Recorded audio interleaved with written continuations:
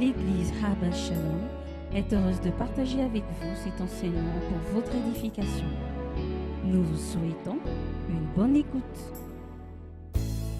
Christ de Nazareth. Nous allons nous asseoir dans la présence de Dieu. Alléluia. Alléluia. Amen. Je bénis Dieu pour votre présence. Alléluia. Je suis toujours content de voir que à chaque fois qu'on fait un programme, des gens prennent la peine d'être là. Pas à cause de moi, pas pour m'honorer, mais parce que vous aimez Dieu. Alléluia. Et je vous encourage à aimer Dieu de plus en plus et à le mettre au fur et à mesure, au centre de vos vies. Alléluia. Alléluia. Nous ne sommes pas venus juste checker pour une veillée. Nous voulons passer du temps avec Dieu. Alléluia. Et c'est très important. Nous ne voulons plus demeurer dans cette ancienne attitude où notre attachement à Dieu était rempli d'intérêt. Mais nous voulons nous attacher à Dieu parce que nous l'aimons. Alléluia. Nous voulons nous attacher à Dieu parce que c'est notre Dieu. Il est le centre de notre vie. Et nous ne voulons pas du tout nous attacher à autre chose. C'est pour cela que nous sommes là ce soir pour passer du temps avec le Seigneur.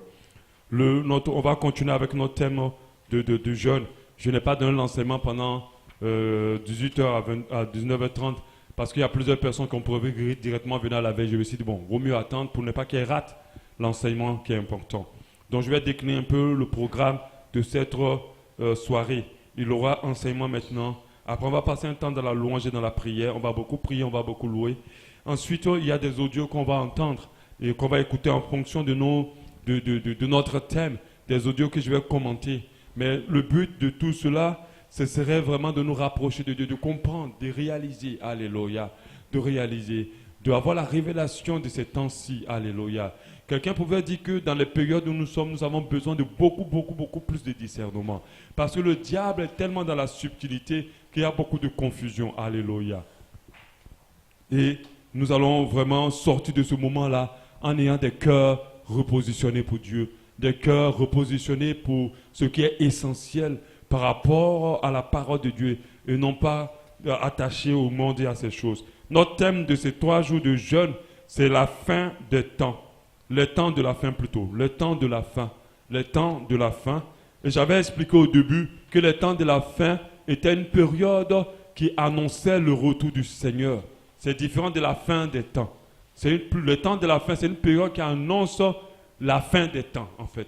C'est quelque chose, c'est une période qui va se passer pour nous dire, ah, bientôt, attention, Jésus revient. C'est cette période-là. Et les apôtres autour de Jésus lui avaient posé la question, mais Seigneur, comment on saura que tu vas revenir? Quelle sera la période où on va sentir la fin des temps et ton retour? Et le Seigneur lui a donné plusieurs signes qu'on a vus hier. Il a parlé des guerres, des bruits de guerre. Il a parlé des faux prophètes. Il a parlé de l'abandon de la foi, de l'apostasie aussi qui est le monde dans l'église. Il a parlé du manque de la charité. C'est-à-dire les hommes vont devenir de plus en plus cruels. Il a parlé de beaucoup de choses. J'ai donné 10 signes. Pour ceux qui ont le temps, vous pouvez les écouter sur Internet. Je pense qu'on les a déjà partagés sur le groupe. Vous pouvez les écouter pour pouvoir avoir plus de détails. Et on s'est rendu compte hier que tous ces signes-là sont déjà accomplis. Tous ces signes-là sont déjà faits. Donc ça veut dire, on s'est rendu compte hier qu'on est dans les temps réellement de la fin. Alléluia. Je disais aussi hier que le Seigneur, la parole de Dieu dit qu'on ne connaît pas l'heure ni le jour. Mais cela ne veut pas dire qu'on ne peut pas sentir la période. On peut sentir la période. Alléluia. Parce que Jésus lui-même nous a dit, lorsqu'on observe certainement le ciel, on peut dire qu'il peut pleuvoir. Lorsqu'on observe le futur, on peut dire que l'automne peut arriver. Donc il a dit que même si vous ne savez pas que l'automne arrivera tel jour, vous pouvez sentir l'automne en train d'arriver.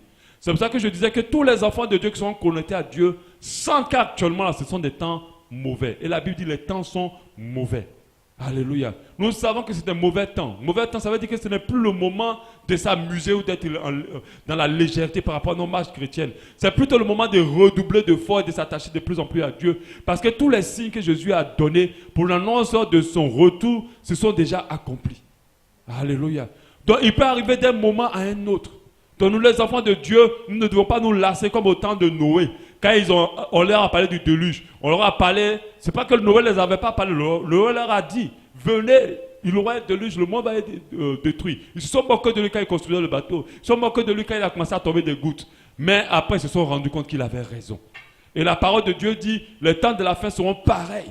pendant que les gens se marieront, pendant qu'ils seront occupés et concentrés sur les choses du monde, c'est comme cela qu'une ruine soudaine va tomber sur eux. Et ils vont se rendre compte qu'en fait c'est réel. Jésus va venir réellement prendre ses élus. Alléluia. Et la Bible dit que ce temps-là, il aura beaucoup de séduction. Il aura beaucoup de séduction. La séduction, c'est quoi? La séduction, c'est une subtilité, une tromperie à convaincre quelqu'un de quelque chose qui n'est pas bon ou quelque chose qui n'est pas juste. Contre la volonté. Si la personne était lucide, si on lui avait présenté la chose normalement, elle n'aurait pas choisi. Mais la séduction rentre dans la subtilité pour te faire choisir ce que tu n'auras pas choisi dans la normalité. Et nous sommes dans une période où la séduction est rentrée même dans l'église. Nous sommes dans une époque où la séduction est partout. Et il y a tellement de subtilité qu'on n'arrive pas, si on n'a pas un esprit profond de discernement, on se fait avoir. C'est une période où beaucoup abandonnent la foi. Et Jésus a dit, beaucoup abandonneront la foi dans les derniers temps. Beaucoup abandonneront la foi dans les derniers temps. Et ça, c'est ce qui se passe.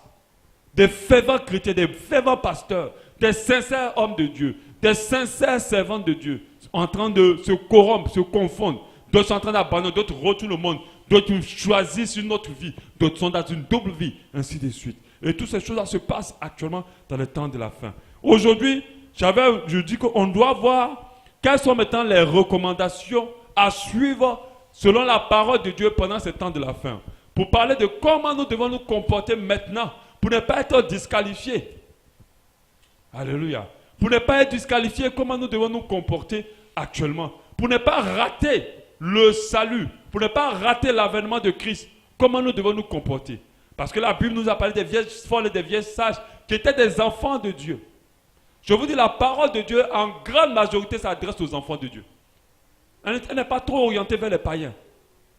Ça s'adresse en grande majorité aux enfants de Dieu. Les vieilles folles et les vieilles sages étaient des chrétiens. Et les sages ont veillé comme il fallait, ont eu l'attitude qu'il fallait pendant le temps de la fin. Parce que le pouls devait venir, il tardait. Et c'est ce qui se passe. Jésus va venir, mais il tarde encore. Et les vieilles sages et les folles se sont assoupies. Mais heureusement pour les folles, elles s'étaient préparées. Mais malheureusement pour les sages, elles ne s'étaient pas préparées. Donc comment nous préparer pendant ce temps de la fin? Quelles sont les attitudes et les comportements que nous devons avoir pendant ce temps de la fin pour ne pas rater le retour du Seigneur? Je vous dis, tout ce que nous faisons là, c'est pour être prêt au retour du Seigneur. Tous les ministères qui existent sont pour préparer les gens au retour du Seigneur. La Bible dit que les 5 ministères sont pour le perfectionnement des saints. Le perfectionnement des saints, ce n'est pas de permettre aux saints de rentrer dans leur destinée, arracher des bénédictions. Non, c'est qu'ils soient prêts pour le retour du Seigneur. Alléluia. Donc c'est que quoi que nous fassions, nous devons le faire pour nous préparer et préparer les autres au retour du Seigneur. Quand on annonce l'évangile, c'est par rapport au retour du Seigneur. Lorsqu'on prêche dans l'église, c'est par rapport au retour du Seigneur. Lorsqu'on loue dans l'église, c'est par rapport au retour du Seigneur. Parce que tout ce que nous faisons, c'est pour être prêt pour le retour du Seigneur. Alléluia. Et là, quelles sont les attitudes que nous devons avoir? Quel est le comportement que nous devons avoir? L'enfant de Dieu doit comprendre que c'est une période déterminante, le temps de la fin. C'est à cette période-là que la sélection se fait réellement. C'est à cette période-là que beaucoup vont lâcher la foi, parce que la Bible en parle. C'est à cette époque-là où ceux qui pêchent, pêcheront plus, et ceux qui se sanctifient, se sentiront encore plus. Et c'est une période déterminante. C'est-à-dire, même si tu as eu une vie chrétienne glorieuse pendant des années, fais attention quand même dans le temps de la fin. Parce que malgré ta vie chrétienne glorieuse, si tu viens tomber dans le temps de la fin, tu peux être disqualifié. Il y a beaucoup de personnes qui prêchent une doctrine erronée pour dire que le salut ne se perd pas. Si le salut ne se perdait pas, la parole de Dieu ne serait pas utile. Parce que la parole de Dieu nous avertit de nous attacher. L'apôtre Paul même dit qu'il traite son corps durement, de telle sorte que lui-même, après avoir prêché aux autres, il ne soit pas disqualifié. Donc ça veut dire que le salut peut se perdre. Il a dit, je persévère jusqu'à la fin. J'ai persévéré jusqu'à la fin, j'ai gardé la foi. Donc ça veut dire que le salut, c'est quelque chose qu'on doit entretenir, qu'on doit maintenir jusqu'à la fin. C'est pour ça que la Bible nous dit, la fin d'une chose vaut mieux que son commencement. Ne laisse pas, ne t'assoupis pas actuellement. Ne te laisse pas avoir par toutes ces distractions de temps de la fin. Donc, quelles sont les recommandations de la parole de Dieu pendant ce temps de la fin? Lorsque on a lu le chapitre 24 de Matthieu, qui parle clairement des temps de la fin, lorsqu'on attaque le chapitre 25, on voit que le Seigneur donne des recommandations claires. Des recommandations claires qui peuvent être traduites en attitude à avoir pendant les temps de la fin, afin de ne point être disqualifié en Matthieu 25. La première recommandation 1, c'est veiller. Veiller. Je pense même que si on prêche même mieux, on peut tout mettre dans veiller. Mais c'est mieux de décortiquer. On peut tout mettre dans veiller.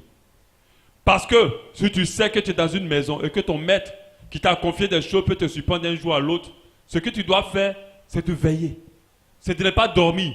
C'est de ne pas te lâcher ni te relâcher. Ok? C'est de veiller. C'est d'attendre, de faire attention. De te dire, ah, il peut venir n'importe quand, donc il ne faut pas que je profite pour dormir, pour faire quoi que ce soit. Donc, la première recommandation, c'est veiller. Matthieu 25, 13 dit, veillez donc, puisque vous ne savez ni le jour ni l'heure. Vous ne savez ni le jour ni l'heure. Veillez. Mais veiller, ça veut dire quoi? Veiller comment? Veiller sur quoi? Le premier élément pour lequel nous devons veiller. Nous devons d'abord veiller pour ne point être séduit. Alléluia. L'enfant de Dieu doit être très vigilant. L'enfant de Dieu ne doit point ajouter foi à tout esprit. L'enfant de Dieu ne doit pas ajouter foi à tout esprit. Il doit être très très vigilant. Il doit veiller. Veiller à ne point être séduit. Parce que les temps de la fin sont marqués par des temps de séduction profonds. Mais la séduction, le diable ne va pas te séduire dehors. Il va te séduire dans l'église. Il va te séduire avec les choses de l'église. Donc, il faut faire très attention. Je disais hier, à chaque fois que vous rencontrez une assemblée ou vous rencontrez un homme de Dieu, ne mettez pas d'abord la confiance en lui. Il faut tester l'esprit ou l'esprit qui anime cet homme de Dieu, ou l'esprit qui anime le frère ou la sœur ou l'assemblée. Parce que les gens se fient au miracle pour faire confiance. Pour dire que si il fait autant de miracles, c'est que Dieu est avec lui certainement. Et même les pharisiens fonctionnaient comme ça. C'est comme ça qu'ils ont reconnu que Jésus était réellement le Messie. Mais ils se trompent. Parce qu'il y a des gens qui font des miracles, mais qui ne sont pas de Dieu. Mais après, ce qui a confirmé que Jésus était le Messie, c'est l'autorité, la vérité qui sortait de sa bouche. La Bible a dit que vous les reconnaîtrez au travers de leurs fruits. La Bible ne nous a pas dit que vous les reconnaîtrez au travers de leurs miracles. La preuve, la Bible dit beaucoup viendront pour dire Seigneur, Seigneur, j'ai fait des miracles. En ton nom, il va dire je ne te connais pas, ouvrier avec des mauvais fruits. Donc il faut veiller de ne pas être séduit, de ne pas être séduite. Beaucoup le sont déjà. Quand vous voyez certains programmes chrétiens, vous voyez des personnes séduites. Quand elles regardent des serviteurs de Dieu, elles ne voient pas Dieu, mais elles voient un serviteur de Dieu. C'est pour ça que tout enfant de Dieu, tout serviteur de Dieu, ne doit jamais accepter de garder la gloire pour lui. À chaque fois que quelqu'un reconnaît que tu as fait quelque chose dans ta vie, dans sa vie, tu dois lui dire, ah vraiment, moi je ne peux rien. C'est Dieu qui est capable de tout. C'est lui qui a fait. Parce que qui peut faire quoi que ce soit si ce n'est pas par la puissance de Dieu? Alléluia. Donc, veillez à ne pas être séduit. Faites très très attention. La séduction dans ces temps de la fin est une arme puissante que le diable va utiliser pour détourner beaucoup d'enfants de Dieu. Parce que les gens sont attirés par ce qui brille. Or, ils n'ont pas compris que la foi, c'est de croire sans avoir vu. Mais les gens veulent toujours voir avant de croire. Lorsqu'un serviteur de Dieu a plus de moyens à les finances, ils vont dire certainement celui-là il est de Dieu. Parce qu'on voit Dieu dans sa vie. Il a l'argent. Quand j'étais au Congo, le pasteur Masolo me disait clairement que ici, si tu es homme de Dieu, tu es pauvre, on croit que tu n'as pas Dieu. Ils ont du mal à croire que tu as le Saint-Esprit. J'ai dit mais c'est pas croyable. Alléluia. Le Saint-Esprit ne vient pas nous donner des millions. Amen. Donc il faut veiller à ne point être séduit. Il faut faire très attention. Il y a des gens qui vont vous approcher, que le Seigneur me dit. Je vous dis, la première attitude que vous devez avoir, ayez de la méfiance. Je ne dis pas de mépriser la prophétie, parce qu'il faut l'éprouver. Mais méfiez-vous, écoutez. Et puis après, josez l'esprit qui est derrière. Parce qu'il y a des gens qui viennent prophétiser sur votre vie, mais ils ont des mauvaises vies. Ce sont des impudiques. Et c'est eux à qui Dieu va venir te parler. Donc, je n'ai pas dit de mépriser ceux qui diront, mais fais attention. Le diable même peut te dire quelque chose que tu as peut-être reçu, mais qu'il va déformer légèrement pour te détourner. Il faut veiller. Un enfant de Dieu doit rester fixe. Tous les vents et les mouvements doivent souffler. Lui, il reste à sa place, toujours dans son chemin, pour suivre la voie qui mène à Christ. Ces temps de la fin, nous devons vraiment veiller. Parce que la Bible dit de prouver tout esprit, parce qu'il y a plusieurs faux prophètes. Nous devons veiller afin de ne point être distraits. Alléluia. Le monde est en train de créer trop de choses pour détourner notre attention de Dieu. La télé, les programmes, des fois même les programmes dans l'église, ne sont pas orientés vers Dieu. On organise des séminaires de femmes, on organise des séminaires d'hommes, on organise des sorties de jeunesse. Mais vous voyez que Christ n'est pas dans tout ça. Tout ça, c'est pour juste vendre des choses, vendre des t-shirts, vendre des trucs, se faire connaître. C'est tout. Et ça, c'est de la distraction. Les gens sont dit, on est en train de louer Dieu. Oh, c'était chaud, c'était magnifique. Mais ils sont orientés ailleurs. Parce qu'on ne leur rappelle pas constamment que Jésus revient. Ils n'ont plus la conscience, ils n'ont plus la révélation, mais ils ne sont plus connectés à cette vérité que Jésus revient. C'est très loin de l'en passer, c'est caché au fond là-bas. Le diable va nous orienter vers beaucoup de choses. Les troubles, l'histoire de la Libye, l'esclavage des Noirs. Il y a des enfants de Dieu qui sont à fond dessus, qui font des vidéos même. C'est de la distraction. On n'est pas venu pour abolir l'esclavage. On est venu libérer les captifs. Et pas les captifs physiques, mais les captifs spirituels, entre les mains du diable. Parce que les esclaves qu'on tue et ceux qui les tuent sont du diable, la majorité. Je vous disais hier que le seul camp que Dieu connaît, c'est ses enfants et les enfants du diable. Il n'y a pas d'autre camp. Il n'y a pas d'intermédiaire. Dieu n'est pas là pour les noirs ou pour les blancs. Et tout ça, c'est la distraction. La politique, distraction. La télé. Beaucoup de choses se passent dans les nations pour nous distraire. Le mariage, la grosse distraction, la plus grande distraction. Parce qu'on en parle. On dit, ils mariaient leur fille. Donc ils étaient distraits. Ils avaient oublié que le déluge arrivait. Ils étaient tellement concentrés à réaliser leur mariage. Aujourd'hui, quand je vois les mariages à la télé, quand je vois les mariages, quand j'y vais, je dis, ah, ça me fait bizarre. Je me dis, mais est-ce qu'on est obligé de faire autant de choses comme ça pour ces simples unions? Quand tu vois la femme, tu as l'impression qu'elle se dit qu'elle est arrivée. Quand tu vois le mari, c'est comme s'il a atteint le summum de sa vie. Ah, moi, je suis marié. Hein. J'ai écouté beaucoup de couples. Le mariage, je n'ai même pas la fin. Hein. Il y a d'autres qui souffrent tellement, vous ne pouvez pas imaginer. Ce n'est pas pour te décourager, mais je t'en prie, si tu te maries, ne dis pas que tu es arrivé. Au contraire, quand tu te maries, tu as du travail. Tu as plus de travail qu'avant. Parce que la personne avec qui tu vas être, elle n'est pas toi. Mais quand d'autres y rentrent, c'est comme s'ils sont arrivés. C'est comme s'ils sont arrivés à la ligne de fin. Ce n'est pas la ligne de fin. Tu as coupé une ligne imaginaire. Sinon, la vraie ligne de fin, c'est la fin du monde. Ou ta mort. Amen. Tant que tu n'as pas fini ta vie ici, tu as encore des défis. Tu as encore du travail. Parce que l'homme est un éternel insatisfait. Tout ce qu'il veut, il veut pour sa réjouissance. Un jour, il l'aura. Après, il n'en voudra plus. Il voudra autre. Après, ça serait normal. Donc, il faut que tu veilles à ne pas être distrait. Ne laisse pas ton attention être captée par autre chose. Mais laisse ton attention être concentrée sur le Seigneur à jamais. Donc, tu dois être veillé à ne point être distrait. Tu peux prendre du temps pour te détendre un peu de tout, mais n'oublie pas qu'après, il faut vite retourner à la prière. Après, il faut vite retourner à la méditation. Après, il faut t'investir de plus en plus dans l'église. Il faut servir, vraiment te mettre dans l'église. Alléluia. Il ne faut pas s'éloigner jamais de Dieu. Il doit être ta vie. Il doit être dans tes pensées. Donc, veillez. Thessaloniciens 5:3. Quand les hommes diront paix et sûreté, alors une ruine soudaine les surprendra. Comme les douleurs d'enfantement surprennent la femme enceinte, ils n'échapperont pas. Donc, ils seront distraits. Ils se diront que bon. Après, ils ne vont pas se rendre compte que Jésus vient. Puis Jésus va les surprendre. Parce qu'ils sont distraits. On surprend celui qui n'est plus concentré. On ne suit pas celui qui n'a plus le cap sur la chose. Celui qui se prépare n'est pas surpris. Alléluia. Nous devons veiller aussi à notre marche. La Bible dit en Romains 13, 12, la nuit est avancée, c'est-à-dire les temps sont en train de finir. Quand on dit la nuit est avancée, c'est-à-dire que la nuit est déjà avancée, le temps est en train de finir. Le jour est proche, c'est-à-dire que les choses sont infinies. Dépouillons-nous donc des œuvres des ténèbres, revêtons-nous des âmes de la lumière. Marchons notamment comme en plein jour, loin des excès de l'ivrognerie, de la luxure, de l'impudicité, des querelles et de la jalousie. Veillez sur nos marches. Comment nous marchons?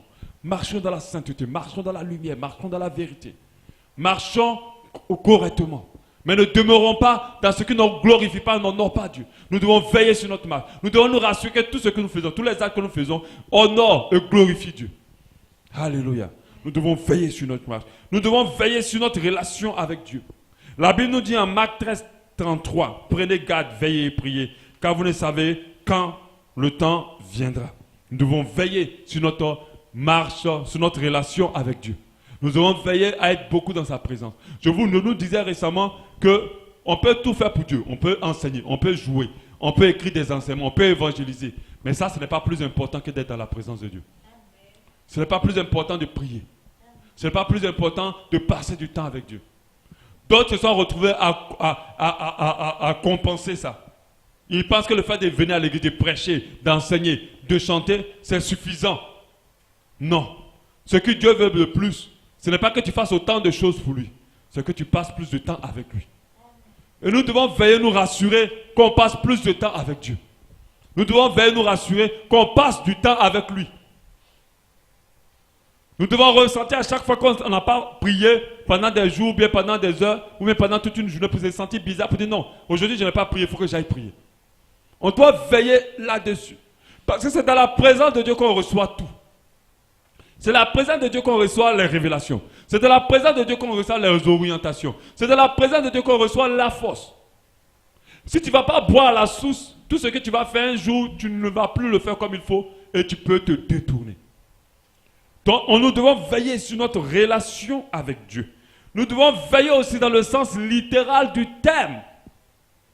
Littéral, ça veut dire de faire attention à tout. De faire attention à tout ce qui nous entoure, tout ce qui rentre dans nos vies. Littéral du terme aussi de passer plus de temps dans la présence de Dieu.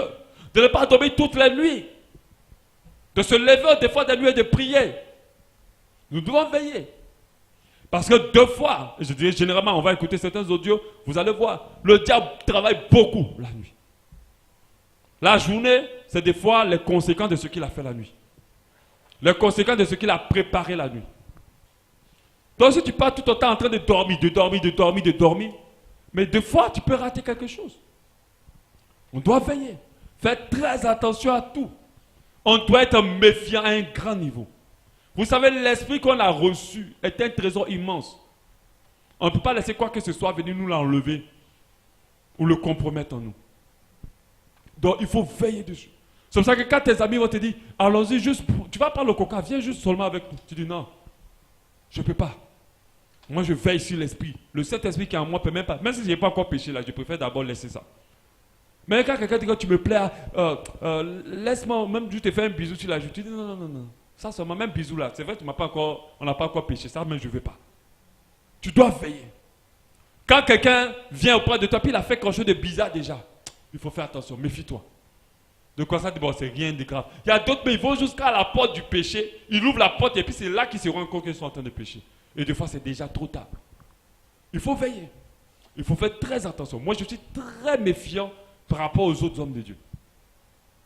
Très méfiant.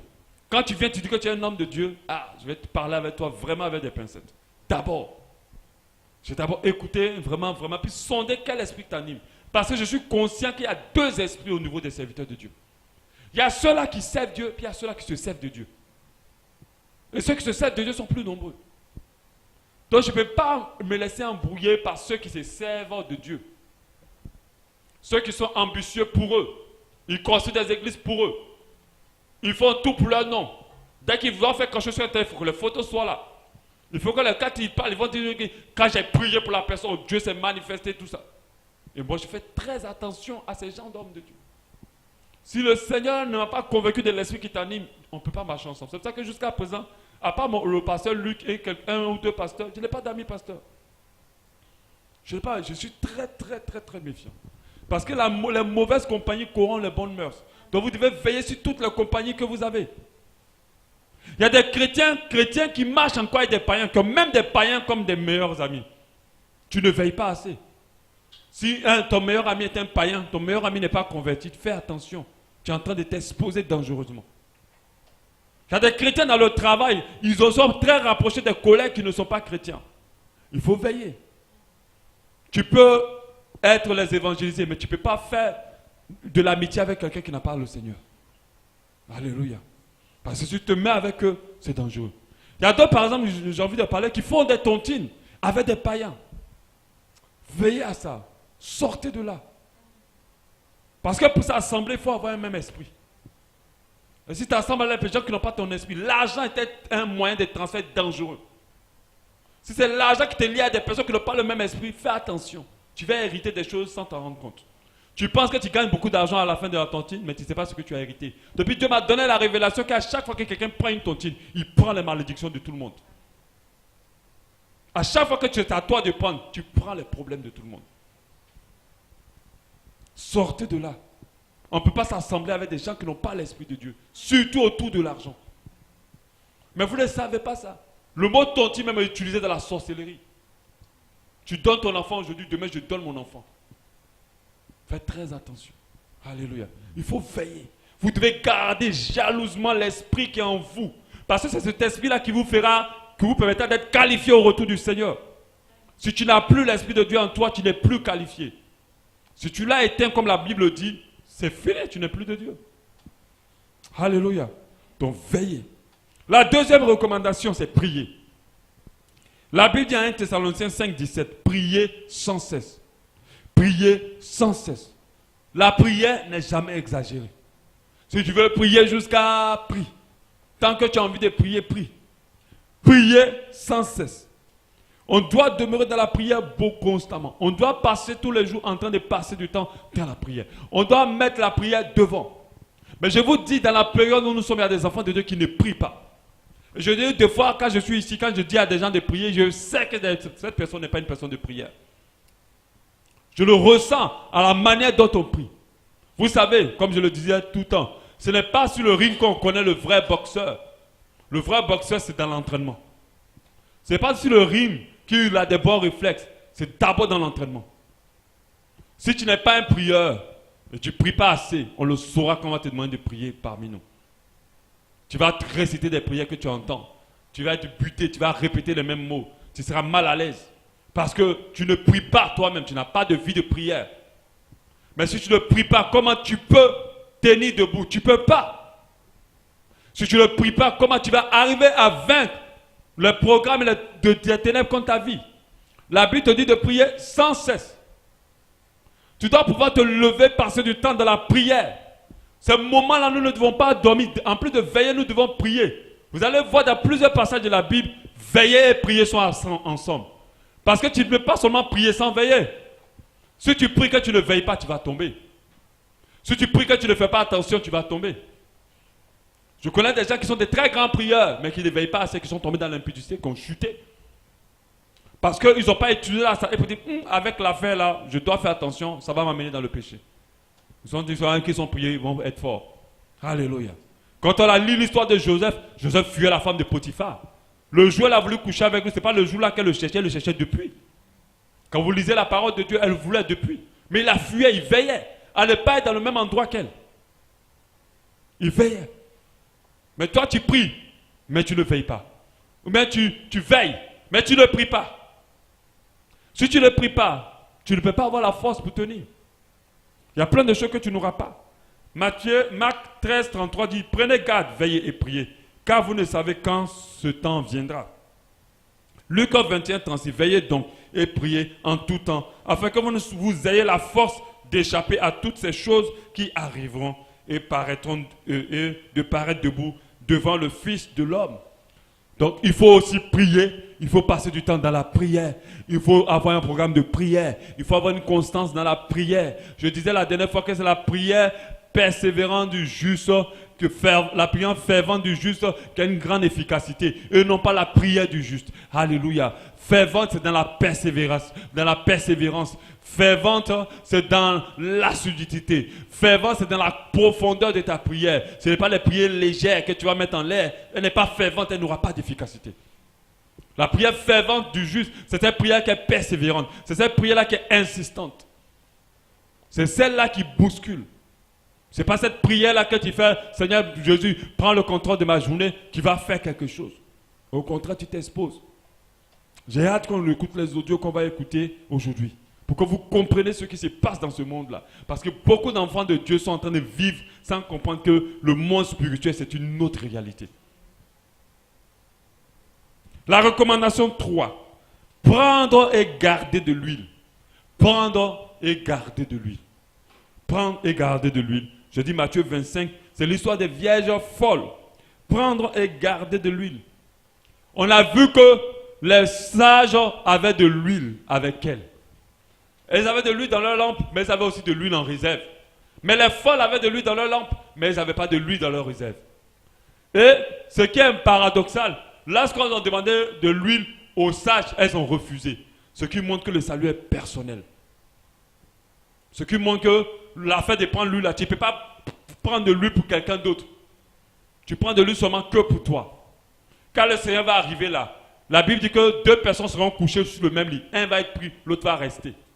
C'est pas parce que ton mari est un grand prieur que lorsque Dieu va venir, tu as dit comme ton mari est un prieur, vous allez partir ensemble. Non. Individuel. On dit 2 seront en train de cultiver dans un champ, un sera pris, un va rester. C'est pour ça que les sages ne pouvaient pas sacrifier leur salut. Il y a une chose qu'on peut jamais... Tu peux donner ta vie pour les gens, mais jamais ton salut. Jamais. Même si tu aimes quelqu'un fatigué, tu ne peux jamais lui offrir ton salut. Parce que si elle donnait de l'huile, elle aussi elle risquera de rester. Parce que quand le maître arrivait, elle sera aussi en train d'aller chercher. Et le maître prendrait celle qui était là. Prendez garde de lui. J'avais déjà expliqué. Au travers des tentations. J'ai dit garder de lui, c'est de toujours avoir une connexion avec Dieu. D'avoir les bonnes habitudes spirituelles. La prière, la méditation. À chaque fois qu'on prie, qu'on médite, qu'on est dans un temps d'enseignement comme cela, on est rempli de l'huile. On a de l'huile. C'est ce moment-là qui nous permet d'être remplis et de grossir la flamme du Saint-Esprit en nous.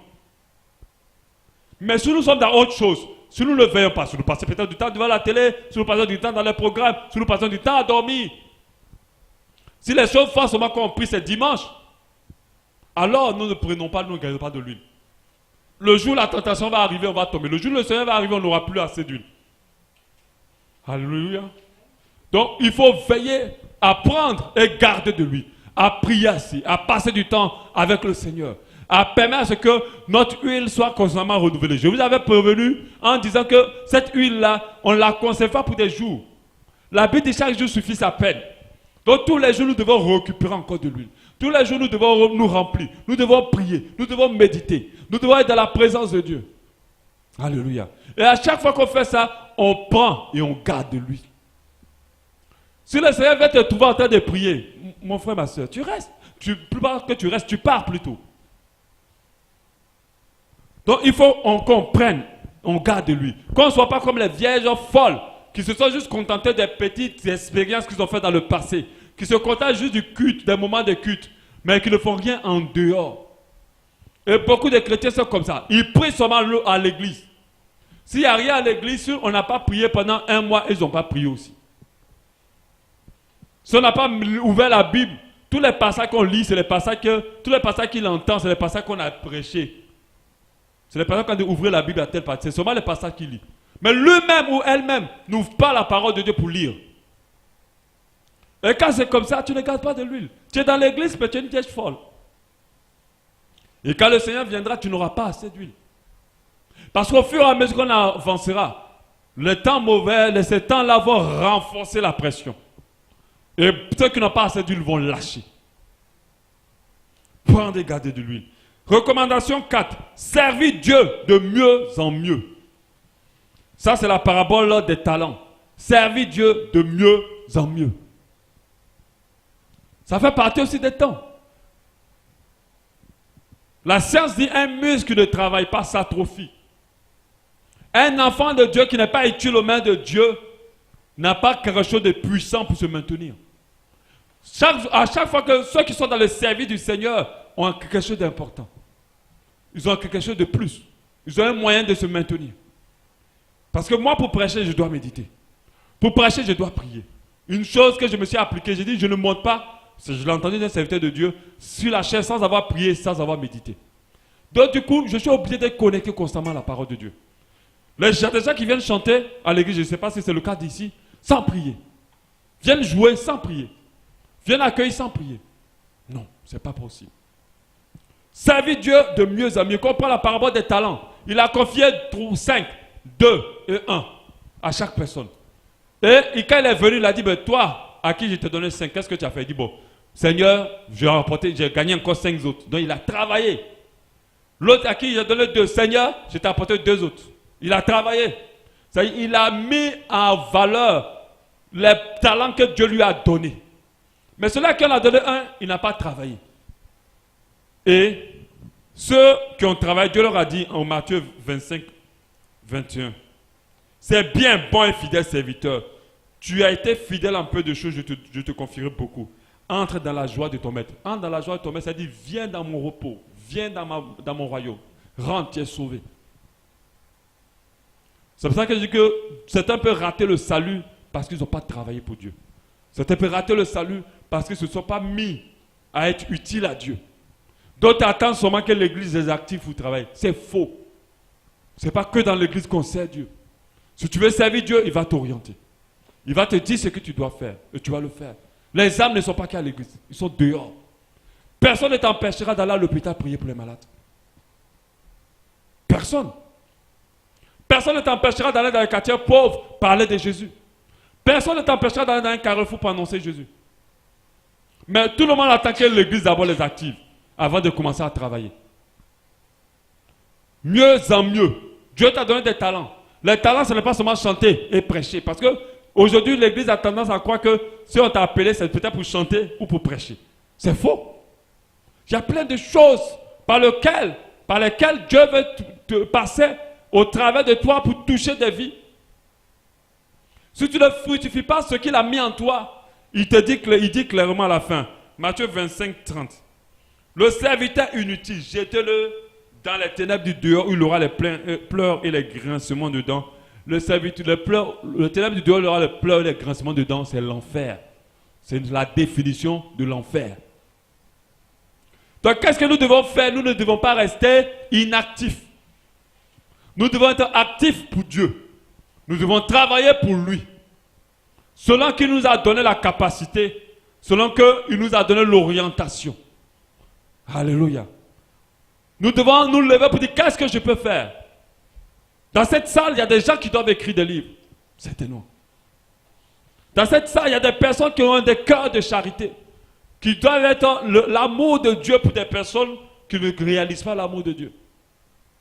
Dans cette salle, il y a des intercesseurs. Ça veut dire des personnes à qui on n'a rien demandé, mais qui prient pour les gens, qui prient pour les gens, qui prient pour les gens. Qui prennent les sujets sans même qu'on leur demande. Et ils sont en train de prier pour les gens, prier pour les gens. Dans cette salle, il y a des personnes à qui Dieu a donné des talents d'organisation. Afin que ces œuvres, ces programmes, ces choses se passent bien et que la gloire de Dieu se répande encore plus. Parce que Dieu n'est pas un Dieu du désordre.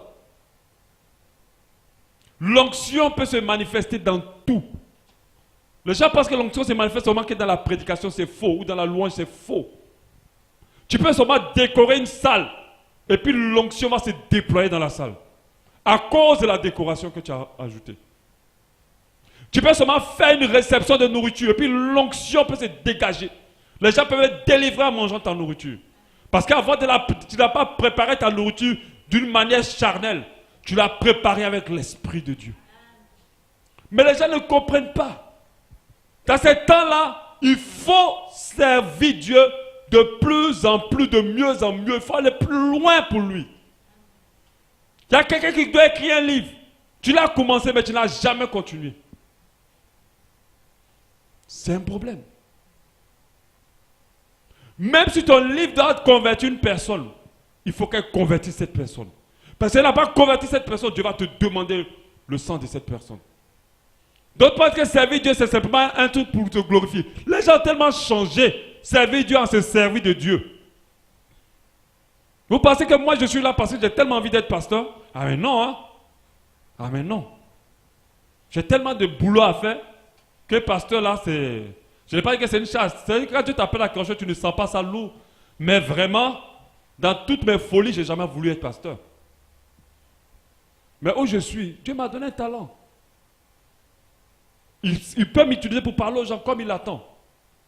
Il m'a donné un cœur patient. Pour écouter les gens jusqu'à même quand ils racontent des bêtises. J'écoute. Et je ne suis pas fatigué. Il m'a donné un cœur tellement tolérant. Même si tu as fait les choses les plus bêtises, mon cœur passe à autre chose. Je ne signe pas les gens. Ce n'est pas dans ma nature. Et quand je regarde ça, mais ça c'est un pasteur. C'est quelqu'un qui a le temps pour les gens. Et mon intérêt, ce n'est pas de penser à moi. Je n'ai pas eu cette nature. J'ai toujours eu cette nature-là de toujours faire pour les autres. Et c'est un pasteur. Il m'a tiré dedans. Alléluia. Donc je t'encourage, autant qu'ils sont là, de ne pas t'asseoir et à manger. Tu dois aussi donner. Parce qu'il ne faut pas arriver devant le Seigneur et te dire, mais je t'ai donné ça. Regarde ce que tu dois faire. Regarde le monde que tu devais gagner. Ils sont là-bas, ils sont morts. Je fais comment? Il va te dire, mais toi et moi, comment on fait? Je fais comment? On fait comment maintenant? Il va te poser la question, on fait comment? Regarde tous ceux-là, ils ne vont pas venir dans mon royaume à cause de toi. On fait comment? C'est là maintenant que tu as dit, Seigneur, pardon. Non, il n'y a pas pardon. Je fais comment? Ceux-là, ils doivent venir. Moi, je fais comment? Moi, je t'ai donné un talent. Je fais comment? Donc, faites attention. Dans ces temps-là, il faut qu'on sert de Dieu de plus en plus. La Bible dit que la moisson est grande, il y a peu d'ouvriers. La moisson est grande, il y a peu d'ouvriers. C'est-à-dire qu'il y a beaucoup d'âmes qui sont prêtes à se convertir, mais il n'y a pas beaucoup de personnes pour aller leur parler de Jésus.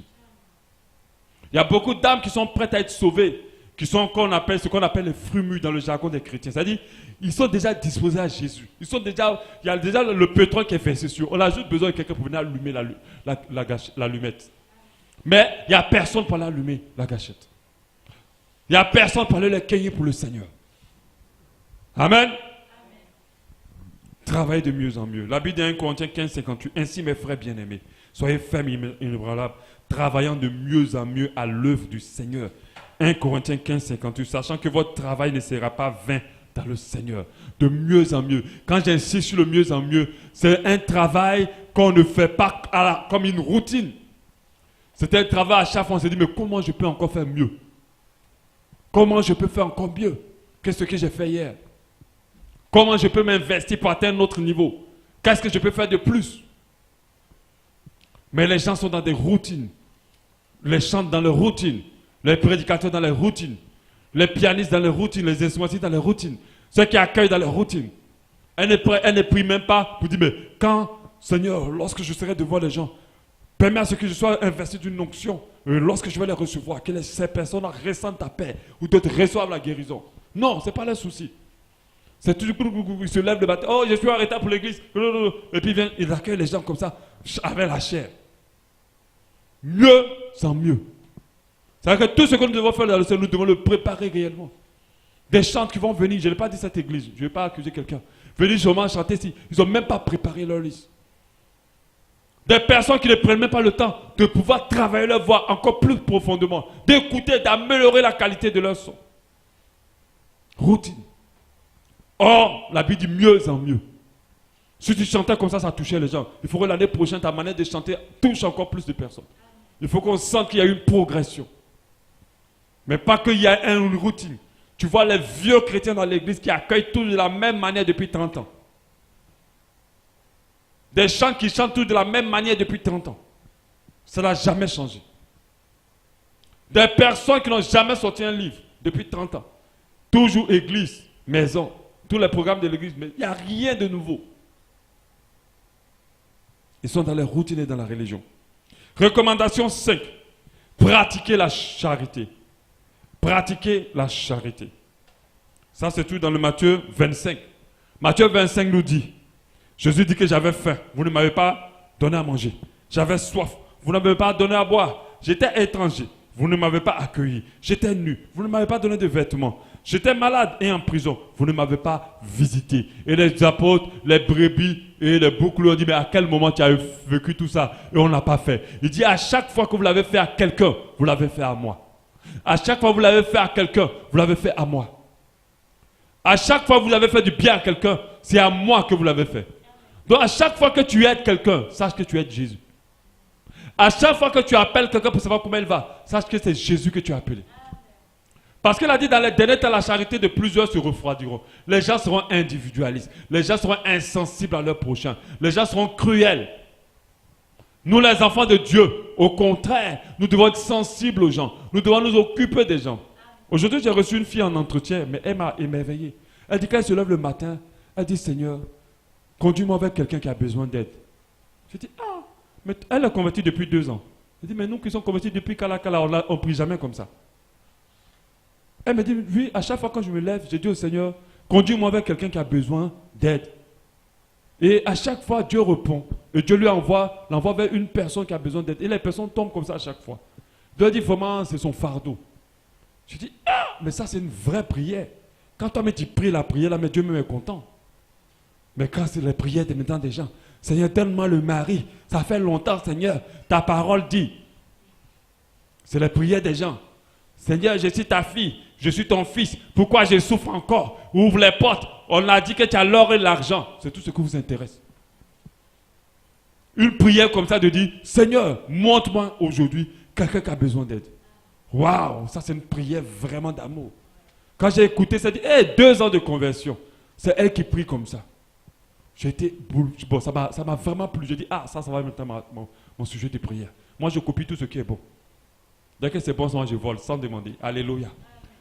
Donc, moi aussi, demain, quand je vais me lever, Seigneur, conduis-moi vers quelqu'un qui a besoin d'aide. Dieu veut nous utiliser pour aider les gens. Les gens ont besoin d'aide. Des fois, ce n'est même pas l'argent. Des fois, seulement parler à quelqu'un. Et dans ces temps de la fin, Dieu veut qu'on manifeste beaucoup plus la charité. Parce que la charité d'un grand homme va se refroidir. Matthieu 25, 45.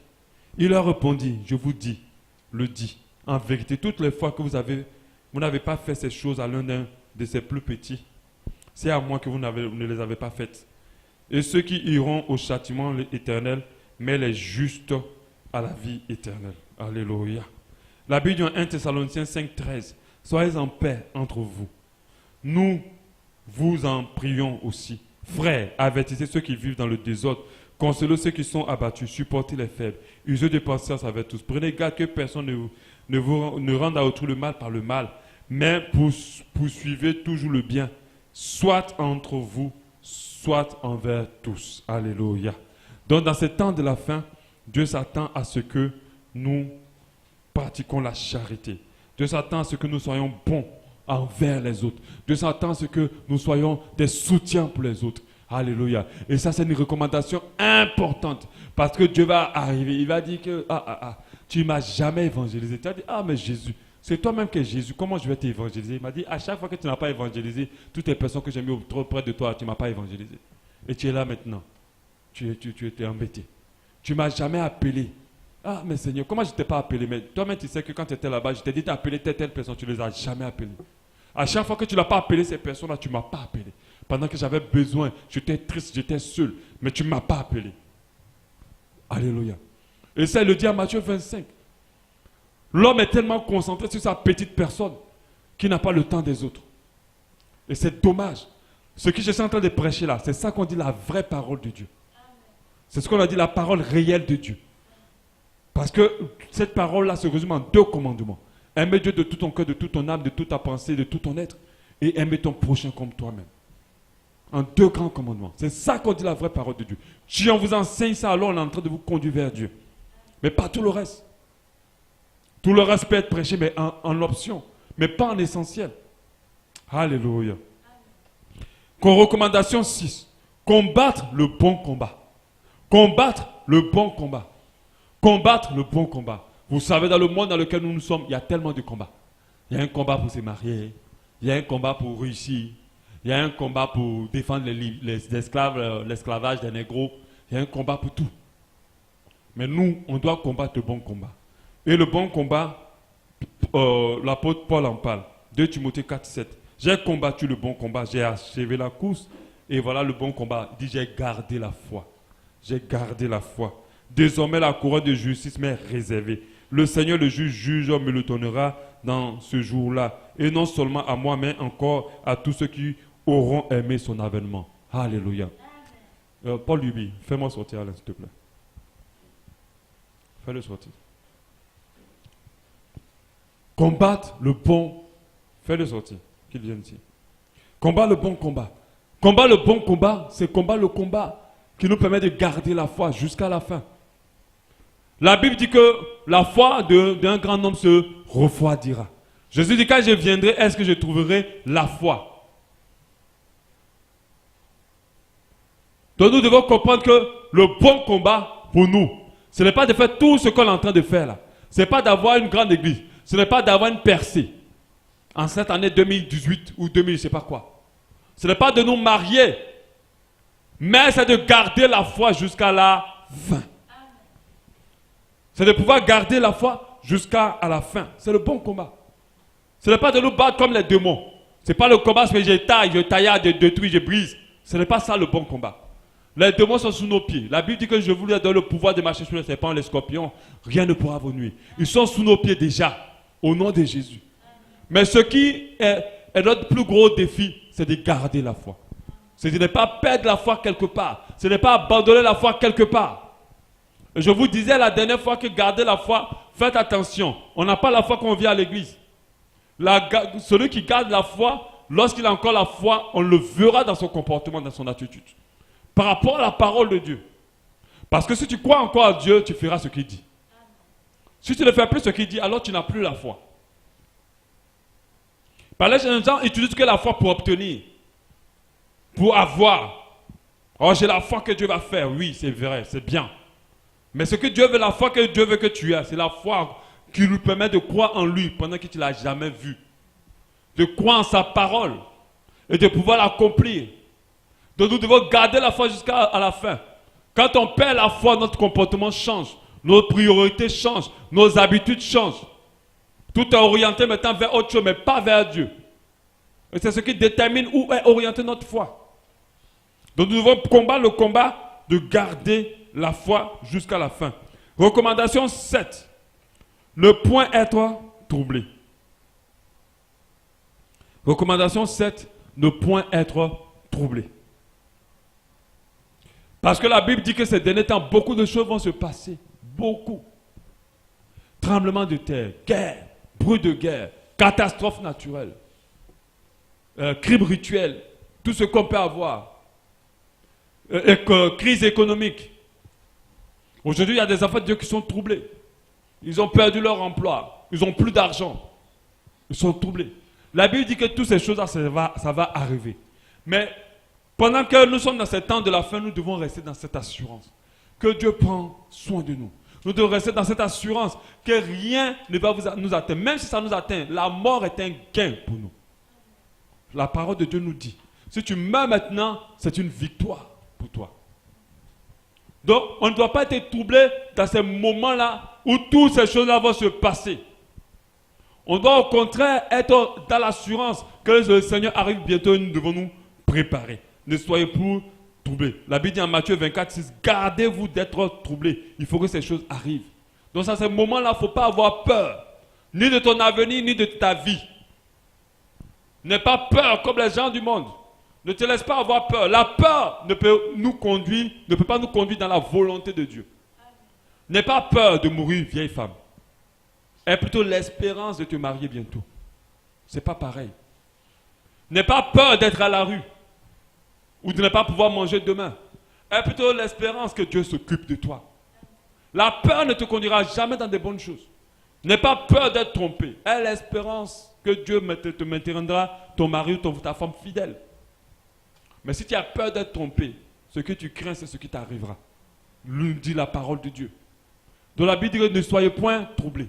Même quand parce que des fois, des gens qui évangélisent avec des films de l'enfer. On vous montre l'enfer, et puis on vous montre des films de sorciers, on vous met plein de choses. Et puis tu as peur, maintenant tu dis, oh, est-ce que moi-même je vais être sauvé? Alors si je me retourne en enfer, je suis foutu. Non, n'aie pas peur. Alléluia. Ne soyez point troublés. La dernière recommandation, se sanctifier encore plus.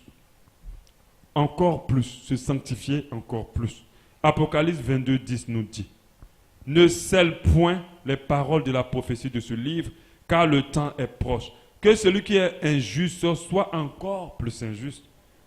Que celui qui se souille encore. Et que celui qui est juste pratique encore la justice. Et celui qui est saint se sanctifie encore. Voici, je viens bientôt, ma rétribution est avec moi pour rendre à chacun selon ce qu'est son œuvre. Alléluia. Apocalypse 22, 10. Tu dois te sanctifier encore plus. Dans ces moments-là, ta sanctification doit être persévérante.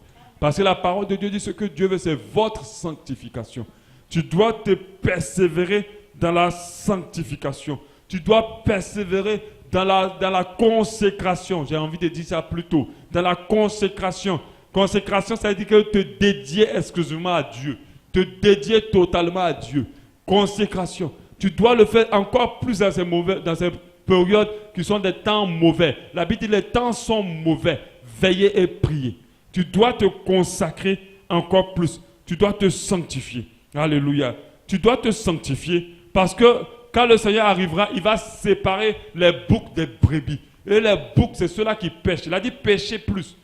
Péchez même autant que vous voulez. Et j'en parlais la dernière fois. Je disais que même si tu pêches un peu et puis tu suis Jésus, tu vas seulement te retrouver en enfer. Mais si tu passes ton temps à rester dans le péché, tu vas te retrouver en enfer avec quelqu'un qui a passé tout son temps à pécher, qui a tué les gens, qui a égorgé les gens. Donc autant pécher totalement, renier Jésus, vivre dans le péché complètement, que de faire la double vie. En mathématiques, plus et moins, ça fait moins. Ça fait moins. Donc, à force de vivre la double vie, tu es en train de perdre ton temps en fait. Tu ne vas même pas bien pécher et puis tu vas aller souffrir en enfer. Donc, autant même bien pécher, fais ton choix. C'est pour ça que la Bible dit que celui qui se souille encore plus. Que celui qui pêche encore plus. C'est-à-dire, arrêtez de vivre une deux vies et puis de croire que vous êtes des chrétiens. Si vous voulez suivre Jésus, alors renoncez au monde. Renoncez au désir de la chair. Sortez de là, battez-vous avec jusqu'à ce que vous y arriviez avec le Seigneur. Mais ne vous laissez pas dedans. Ok? Donc c'est une période où on doit se sanctifier encore plus. On doit se mettre à part encore plus. On doit s'attacher à Dieu encore plus, à sa parole encore plus. On doit s'éloigner du péché très très très vite. Alléluia. Amen. Et ça c'est très important. Ce que Dieu veut, c'est votre sanctification. C'est que vous vous absteniez de l'impudicité. Alléluia. Le péché attire trop de malédictions sur nos vies. Le péché attire trop de choses sur nos vies. Il est très important pour nous, dans ce temps de la fin, de nous sanctifier. Il est très important pour nous, dans ce temps de la fin, de méditer sur la sanctification. Il est très important pour nous de ne pas mettre la sanctification à une option, mais de la mettre dans un volet principal. Alléluia. On va écouter aujourd'hui des audios et vous allez comprendre pourquoi on doit se sanctifier dans ce temps de la fin. Parce que nous sommes dans une période où le diable est déchaîné. Il est en colère. Et il n'a pas assez de temps. Alléluia. Donc voici les recommandations qu'il nous faut dans ce temps de la fin. Il faut qu'on veille, il faut qu'on prie, il faut qu'on manifeste la charité, il faut qu'on sert Dieu. Alléluia. Il faut qu'on manifeste, on garde la foi. Il faut qu'on se sanctifie, il faut qu'on ne soit pas troublé. Il faut qu'on s'attache de plus en plus à Dieu, qu'on veille sur notre communion et notre relation avec le Seigneur. Alléluia. On va... L'église Abba Shalom remercie le Seigneur pour cet enseignement qui perfectionnera votre foi. Pour plus de renseignements sur notre assemblée, veuillez nous joindre au plus 241 07 93 10 00 ou faites un tour sur notre site internet www.abbashalom.org ou encore visitez notre page Facebook. Abba Shalom, expérimentez l'amour et la paix de Dieu.